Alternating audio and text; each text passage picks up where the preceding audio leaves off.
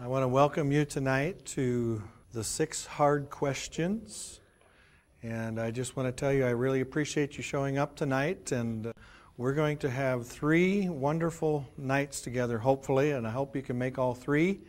I have 6 presentations for you, and we'll do the first one tonight and the second one tonight, so you'll be a third done before you get out of here, and hopefully you'll have 2 out of 6 answers to those questions, or at least a proposition to an answer. I am your presenter. I am Pastor Darren Purdy. I pastor the Seventh-day Adventist Church here in town. I also pastor a church down in Hermosa. So we're going to talk about 6 hard questions. And I heard a lot of people in town that I visited with were wondering what the 6 hard questions were, and I told them that you have probably asked at least one of these questions, and you've had maybe a difficult time to answer even one. And so I presented some materials to a lady yesterday, and she says, I don't think I can answer any of those. And I said, then you need to come to the 6 hard questions seminar, and maybe, just maybe, we can answer a question or 2. Well, you know, there are many perspectives in life, and there's a lens or a filter that we all look at life through.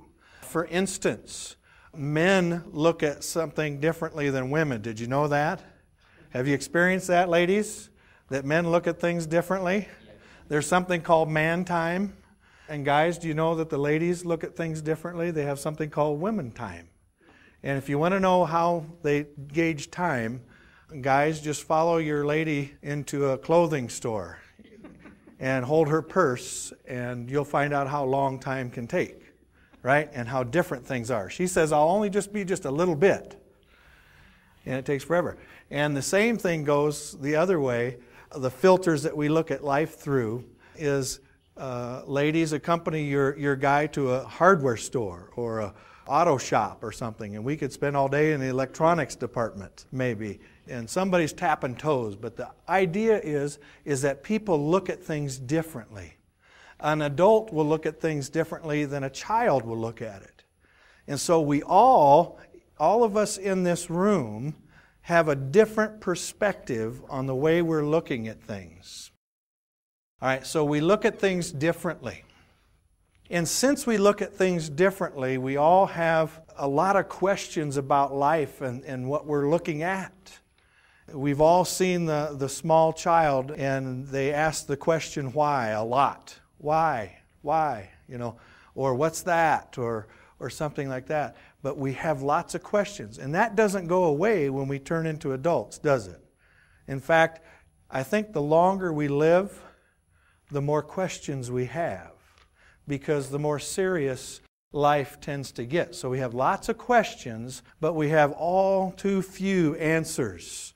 And if you're like me and you're kind of a computer person, you get that 404 error and you just say, what's going on, right? And you say, I don't like that answer. It's trying to give you an answer. It says, this is what's going on. And you say, I don't even know what that means.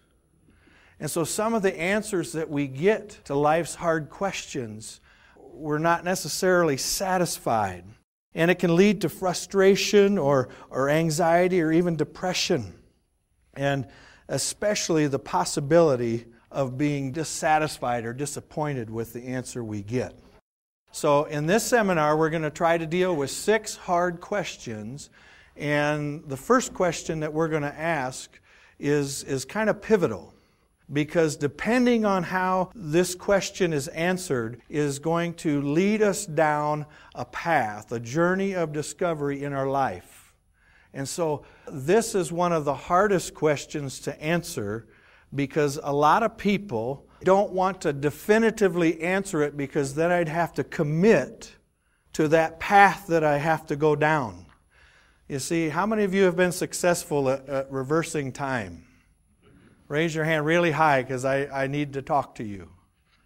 Nobody can turn time back. And so as we progress through our lives, indecision is a decision in itself. So we need to find the answers to these questions, and we need to, as we look at life, we need to know that we're going one direction or another, or we have one set of ideals or another. And so it's going to impact and affect the way we approach altogether our life. And it can have the most deep impact on that. And this first question is no exception. All these questions that we may have. I want you to consider a statement made by a renowned scientist and professed atheist. This is Stephen Hawking. He doesn't believe in a God or that there's anything else out there. He says, this is it. He says, I believe in science, I believe in physics, I believe in things that I can measure in a lab and prove. And so he says, I believe the simplest explanation is that there is no God. And the question is there something else? Is there anything else? Is this all there is? And Stephen Hawking has taken a decision, and he had one direction to go or another, and he says, I'm going to go down the path that said there is nothing else. This is it. And so everything else in his life then is colored by that decision that there's nothing else. And so the way he values things, the way he looks at things, all those lenses and those perspectives that he has on life are affected by his simplest explanation. He says, no one created the universe. No one directs our fate. This leads me to a profound realization. Notice that. He says, this is profound. This is heavy stuff. This is important. That there probably is no heaven and no afterlife. And I like how he's starting to hedge his bets there a little bit. But he says there's probably no heaven or afterlife either. We have this one life to appreciate the grand design of the universe, and for that I am extremely grateful. I want you to notice something in his statement. As he has chosen to go down the path that there's nothing else, he said, there's nobody, there's no thing, there's nothing else, but I really appreciate the design. And so literally in one breath, he wants to have it both ways. And in a lot of ways, we are not unlike Stephen Hawking. Because we like to live our lives hedging our bets a little bit, and we say, I'd like half of me to go down this road and half to go down that road. The sad thing is that we have to determine, because it affects all our other decisions in life, whether we believe there's something else or there's nothing else. That's one person's understanding. Here's another lady. She is an author and philosopher, Muriel Barberry. She says, we think we can make honey. Look at this, the outlook on life. Here we have, if this is all there is, mentality. If this is it, this is what we have. What do we have to look forward to? And here's the answer. We think we can make honey without sharing in the fate of bees. But we are in truth, and so she believes this, nothing but poor bees, destined to accomplish our task and then die. Happy life. Work yourself to death and then die, because this is all there is. And so if we make that decision and we have determined that the lens that we look at life through is that this is it, then we probably shouldn't be sitting at a seminar on a Friday evening. We should be out there doing everything we can do. Experiencing life to the fullest. Now, I would differ and say that kind of a outlook on life is something that would more depress me than excite me. And so the question is this all there is? And for some people, they are determined to believe it's the truth, and it's a profound realization in their life that there's nothing else. This is it. That's what they say. Look at this one, a comedian, Bill Maher. He says this about, he takes a very dim view of people that have a different philosophy than him. Some people have the philosophy that there is something else. And he says if you go down that road, you're going to end up flying airplanes into buildings. Now, I tend to disagree with him because not everybody that believes in something more, that there is something else, because you might claim belief in a designer, if you will, that's going to lead us down a path of religious zealotry, and we would all just be flying airplanes into buildings. I don't buy into that. But that is the determination and the filter and the lens that people can look at life through. And so when they see other people, they say, we're just bees anyway, but if you believe a certain way, it's going to lead down a certain path. And so I'm not telling you anything different than he's telling you, except for I just don't agree, and I don't believe that this is all there is. You know, they say that there is no one. And I'd like you to consider for a moment, and some of us have been educated in this respect, that there is no one that has designed us, no one that is watching, no one determining our fate or laying out a path before us, directing our steps, so to speak, that there's no one that cares. We're just random particles in a random universe. So consider for a moment that we're like this empty chair. There's nobody there, really. This is it. It's just the chair.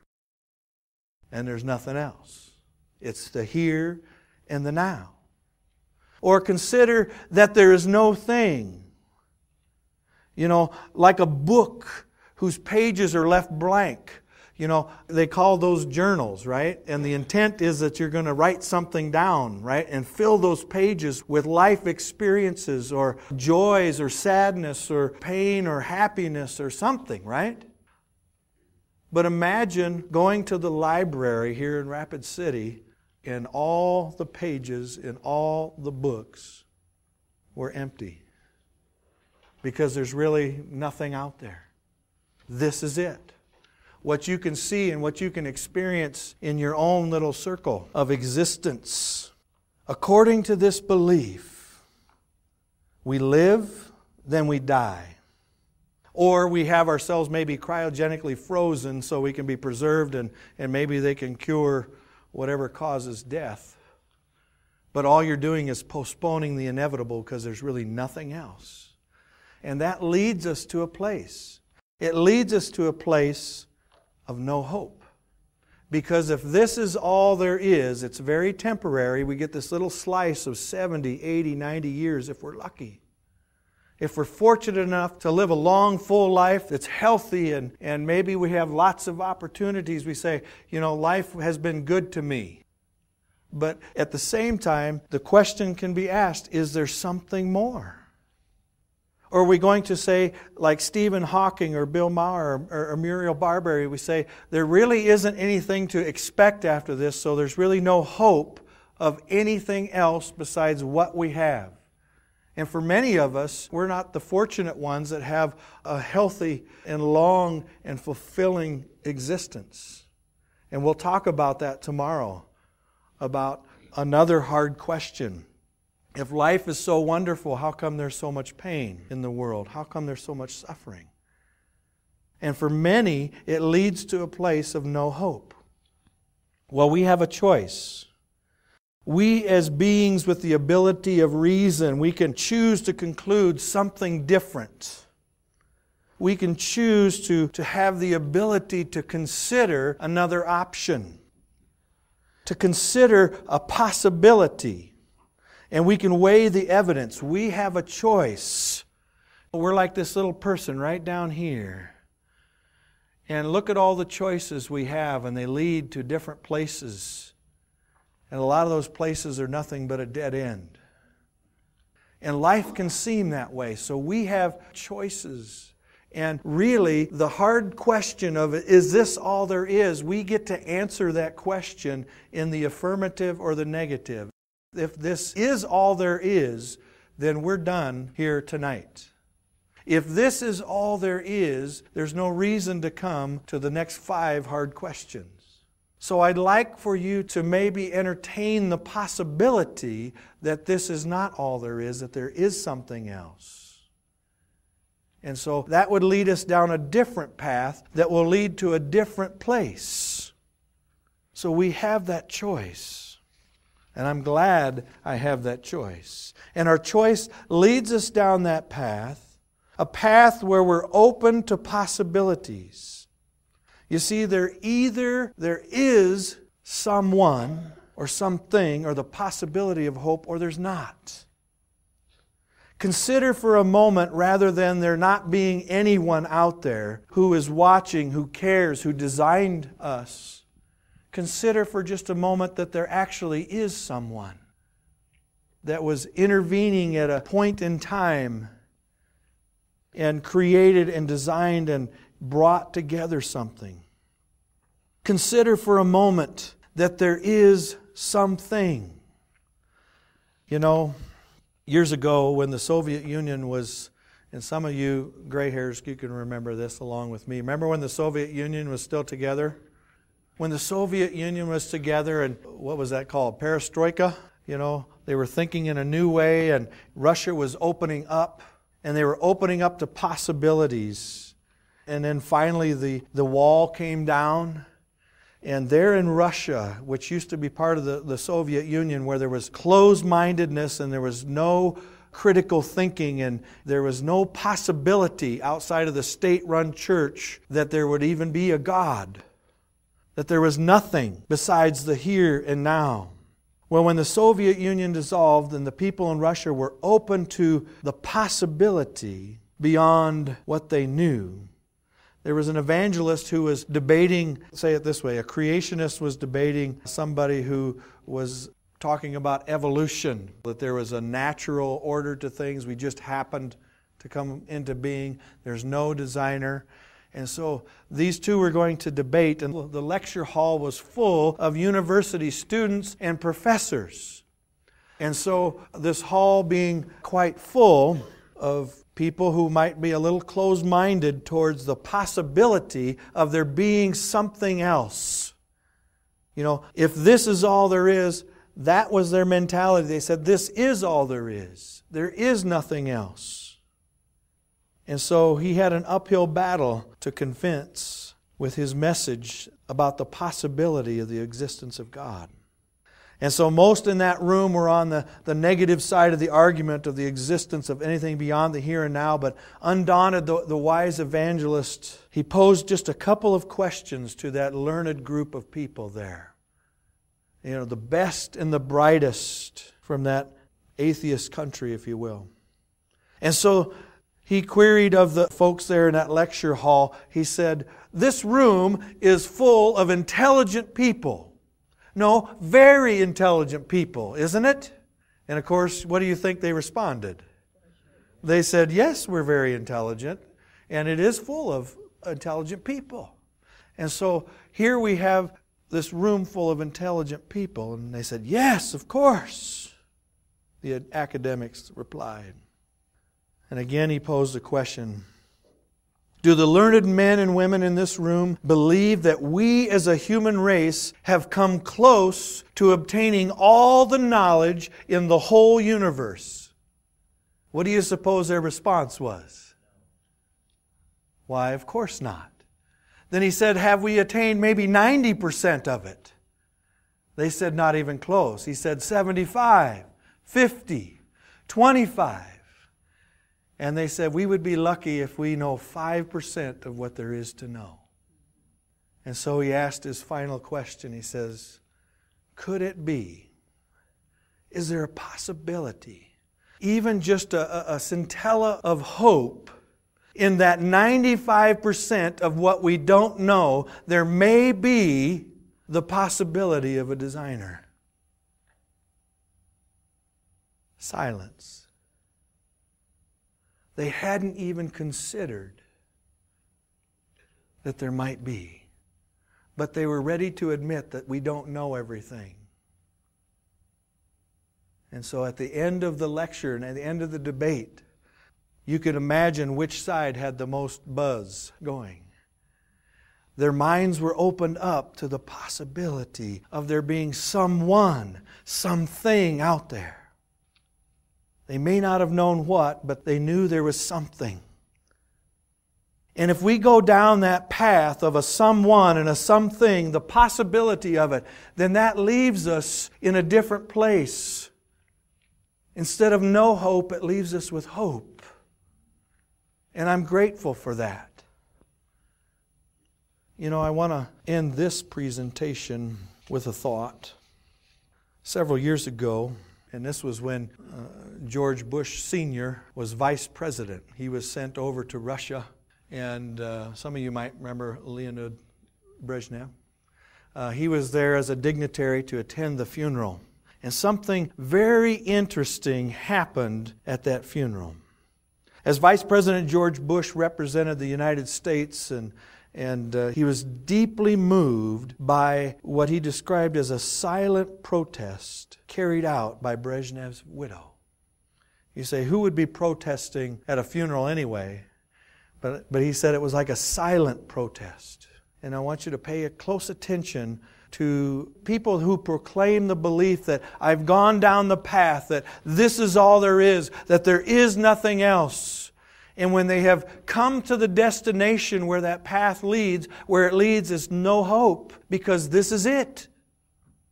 Doesn't mean that this isn't enjoyable in the moment, but when that moment is gone, it's gone. And there's no hope for anything else. That's where that path leads. But I want you to notice this silent protest by the widow. She stood motionless by the coffin until seconds before it was closed. And then, just as the soldiers touched the lid, the widow performed an act of great courage and of hope.